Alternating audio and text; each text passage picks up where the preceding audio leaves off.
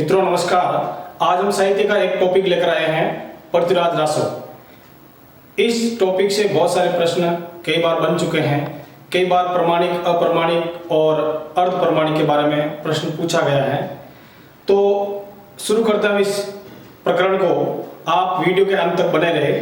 हम बात करते हैं पृथ्वीराज रासो क्या है, इसके कवि कौन थे, रचनाकार कौन थे, उसकी बात करते हैं। सबको पता है इसके बारे में, एक बार हम देख लेते हैं कि पृथ्वीराज रासो प्रमुख तथ्य रचनाकार चंद्रवरदाई, जिनका जन्म 1148 ईस्वी में हुआ था और उनका एक नाम बलिदेव भी था। पृथ्वीराज चौहान के तृतीय के दरबारी कवि और बचपन के मित्र माने जाते हैं चंद्रवरदाई। और पृथ्वीराज रासो की बात करते हैं तो 69 यानी 69 समय यानी भाग खंड होते हैं, उसे समय कहा गया। परीक्षा में कई बार सीधा सीधा सवाल पूछ लिया गया है कि पृथ्वीराज रासो ग्रंथ के अंदर कुल कितने समय हैं। तो ऑप्शन ये भी आ जाएगा 68 का, 69, 62 कोई भी आ सकता है। तो समय कितने हैं 69। और इसमें रस कौन सा है, वीर रस और श्रृंगार रस। शैली कौन सी है, पिंगल। पिंगल और डिंगल दो राजस्थानी साहित्य की दो भाषाएं चलती है।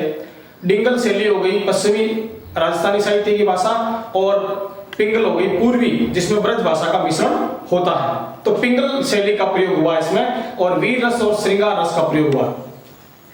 अब 68 छंद है। इस कारण अधिकतर छंदों का प्रयोग होने के कारण पृथ्वीराज रासो को छंदों का अजायब घर कहा जाता है, यानी छंदों का चिड़ियाघर माना गया है। किस ग्रंथ को, आदिकाल के किस ग्रंथ को छंदों का अजायब घर माना है, पृथ्वीराज रासो को। अब बात करते हैं आगे। इसके दूसरे समय में यानी भाग में राम कथा दशावतार का वर्णन है। मित्रों कई बार परीक्षा के अंदर 4 ऑप्शन आते हैं और उसमें दे दिया जाता है कि निम्न में से गलत कौन सा है या असत्य कौन सा है या भिन्न कौन सा है। तो परीक्षा में 4 ऑप्शन इसी में से आएंगे और एक ऑप्शन कहीं थोड़ा उल्टा सीधा दे देंगे।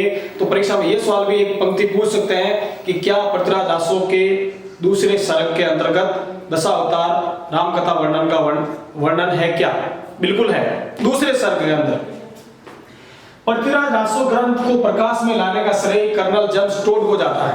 कर्नल जेम्स टोड को इसका श्रेय जाता है। इसे जो बाद में प्रकाशित कराने का जो श्रेय था, जो पूरा यश किसको प्राप्त है, कर्नल जेम्स टोड, हमारे राजस्थान इतिहास के प्रमुख इतिहासकार। पृथ्वीराज रासो को पूर्ण रूप से श्रेय देने का कार्य जलन को दिया गया है। जलन चंद्रवरदाई के दत्तक पुत्र माने जाते हैं और जब पृथ्वीराज चौहान तृतीय के दुविधा की घड़ी आ जाती है और ये ग्रंथ बीच में ही छोड़कर चंद्रवरदाई अपने मित्र और अपने राजा के हित के लिए साथ में या पीछे चले जाते हैं, उस समय ये ग्रंथ दत्तक पुत्र जलन को दे देते हैं। उसके लिए पंक्ति भी कहा गई है कि पुस्तक जलन हत दे चले गजन नृपिकाज, यानी पुस्तक जलन के हाथ में दे चले गजन नृपकाज। नृपकाज का मतलब होता है राजा के कार्य के लिए चले गए। इसका मतलब पृथ्वीराज रासो अधूरा ग्रंथ था और पूरा किसने किया, चंद्रवरदाई के दत्तक पुत्र जलन ने पूर्ण किया था। अब आगे देखते हैं। अब एक पंक्ति जो बहुत ही महत्वपूर्ण चलती है, कई बार इसके बारे में चर्चा भी होती है इतिहासकारों के माध्यम से, कोई इसका ध्यान रखने वाले मित्र भी लोग बात करते रहते हैं। और कहता है कि जब पृथ्वीराज चौहान को मोहम्मद गोरी बंदी बनाकर गजनी ले गया था, उस समय उनकी आंखें फोड़ दी गई थी और एक जगह बैठाकर ऊपर तवे के ऊपर मारने के लिए कहा कि आपका निशाना बड़ा तेज है।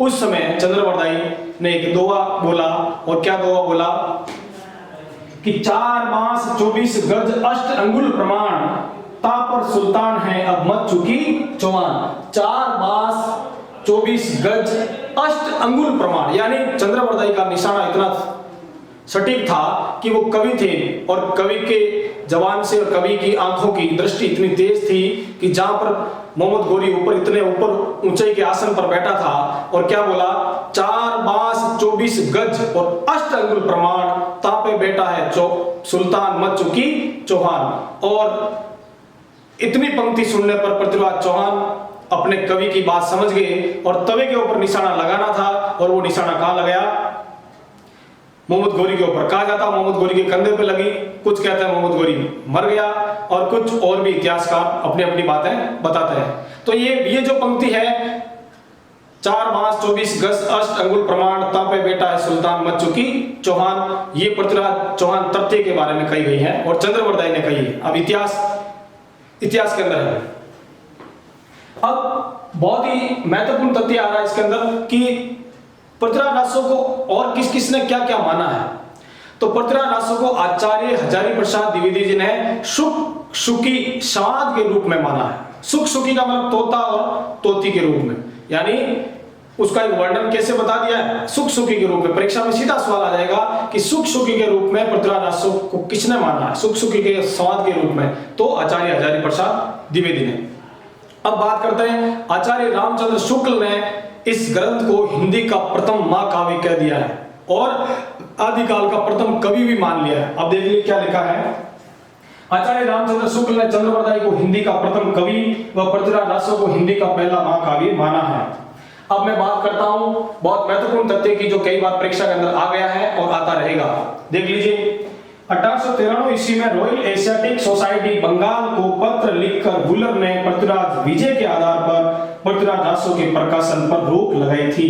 ध्यान रखना मित्रों, डॉक्टर वुलर एक इतिहासकार हुए हैं। उन्होंने 1893 ईस्वी के अंतर्गत रॉयल एशियाटिक सोसाइटी बंगाल को पत्र लिखा और कहा कि जिस प्रकार पृथ्वीराज विजय पर रोक लगी थी, प्रकाशन के रोक पर, उसी प्रकार इसके ऊपर भी रोक लगनी चाहिए। तो ये प्रश्न कई बार आ गया कि रोक किसने लगाई थी, रोक लगाने के लिए अर्जी किसने दाखिल की थी, तो डॉक्टर वुलर ने की थी। और पृथ्वीराज विजय के रचनाकार कौन थे, जयानक। अब बात करते हैं हम पृथ्वीराज रासो ग्रंथ को प्रमाणिक मानने वाले, अप्रमाणिक मानने वाले और अर्ध प्रमाणिक मानने वाले। इसमें से सवाल हर बार 1 या 2 प्रश्न हर परीक्षा में आ जाते हैं। साहित्य की बात करते हैं तो हम ट्रिक के अनुसार उसके बारे में अध्ययन करेंगे। आप ट्रिक को देखते जाइए और इतिहासकारों के नाम ध्यान में रखते जाइए, बिल्कुल सरल हो जाएगा। अब बात करते हैं हम ट्रिक के अनुसार प्रमाणिक किसने माना। प्रमाणिक का मतलब होता है एकदम ऑथेंटिक माना, बिल्कुल सही माना है। ये सही मानने वाले कौन कौन है, कर्नल श्याम सुंदर मिश्र तो पांड्या। अब कर्नल से तात्पर्य हो गया colonel James Tod, colonel James Tod नाम हो गया। कर्नल से क्या हो गया, कर्नल जेम्स टोड। श्याम से मतलब हो गया श्याम सुंदर दास, श्याम सुंदर से मतलब क्या हो गया, श्याम सुंदर दास। ये श्याम सुंदर दास साहित्यकार हुए हैं, हिंदी के बड़े आलोचक माने जाते हैं, हिंदी में आलोचना करने वाले। और मिश्र से तात्पर्य क्या, मिश्र बंधु। अब मिश्र बंधु के मित्रों 3 नाम हैं, यानी सुक, श्याम और गणेश। सुखदेव बिहारी, श्याम बिहारी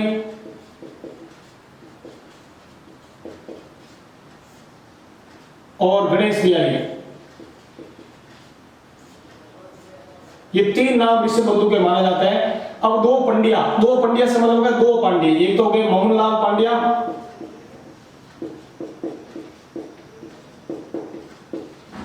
और दूसरे हो गए विष्णुलाल पांड्या, ये याद रखना।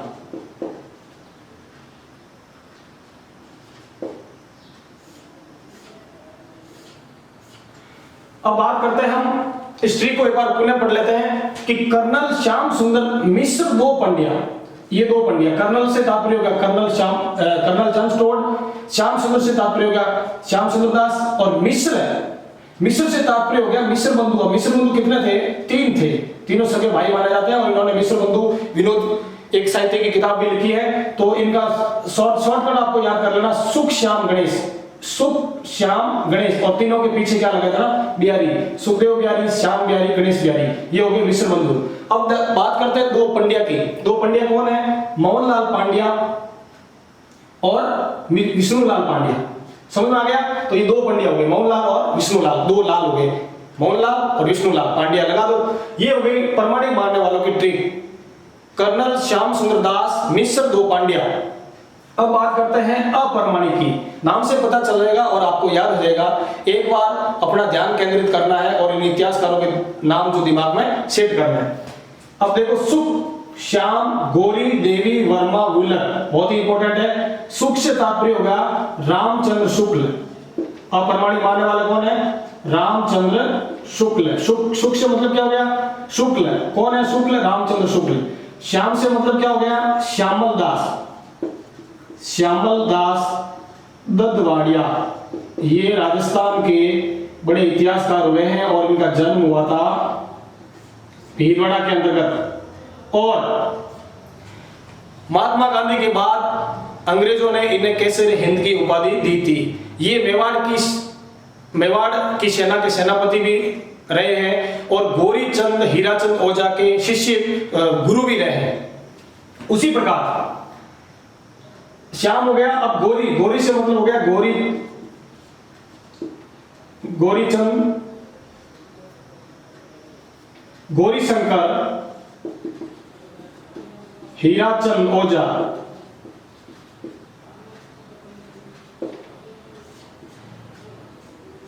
ये इसकी बात कर ली। अब बात करते हैं देवी की। तो देवी से तात्पर्य होगा देवी मुंशी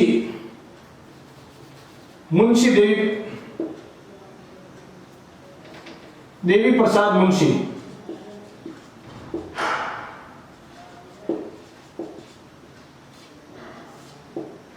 वर्मा से तात्पर्य हो गया राम कुमार वर्मा।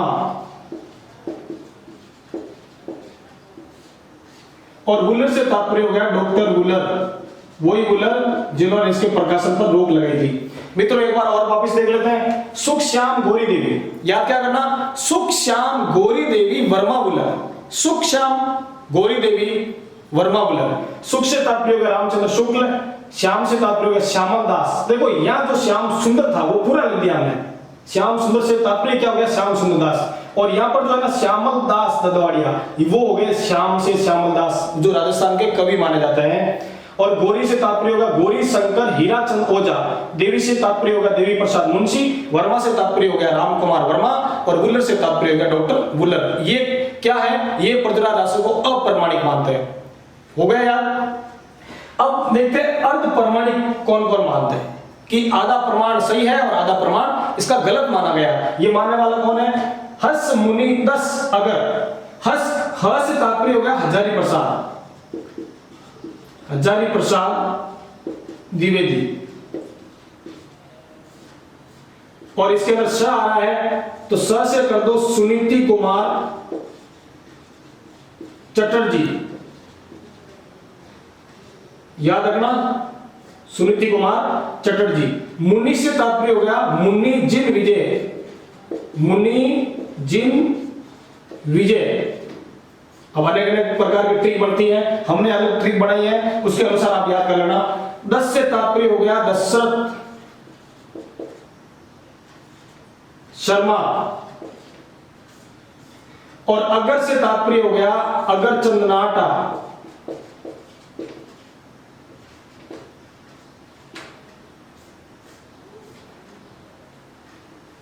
तो मित्रों ये हो गई प्रमाणित, अप्रमाणिक और अर्धप्रमाणिक। इसकी ट्रिक होगी कर्नल श्याम सुंदर मिश्र दो पंड्या, सुख श्याम गौरी देवी वर्मा वुलर और हर्ष मुनि 10 अगर। देखो ह से तात्पर्य हजारी प्रसाद द्विवेदी, स से तात्पर्य सुनीति कुमार चटर्जी, मुन्नी से तात्पर्य मुनि जिन विजय और 10 से तात्पर्य दशरथ शर्मा और अगर से तात्पर्य अगरचंद नाटा। ये सबसे महत्वपूर्ण तथ्य है। इनमें से कई बार प्रश्न आ गया था, अभी व्याख्याता भर्ती परीक्षा के अंदर भी आया था कि प्रमाणिक अप्रमाणिक किसने माना, एक प्रश्न आया था इसमें से, और इसी के अंदर से इनका उत्तर था। तो ये ट्रिक के अनुसार हमने याद कर लिया प्रमाणिक, अप्रमाणिक और अर्धप्रमाणिक। हम अब बात करते हैं शैली, रस, सर्ग, छंद हमने पूरा पढ़ लिया। इसमें सुख सुखी का स्वाद किसने कहा? हजारी प्रसाद द्विवेदी ने। इसको प्रथम काव्य किसने माना?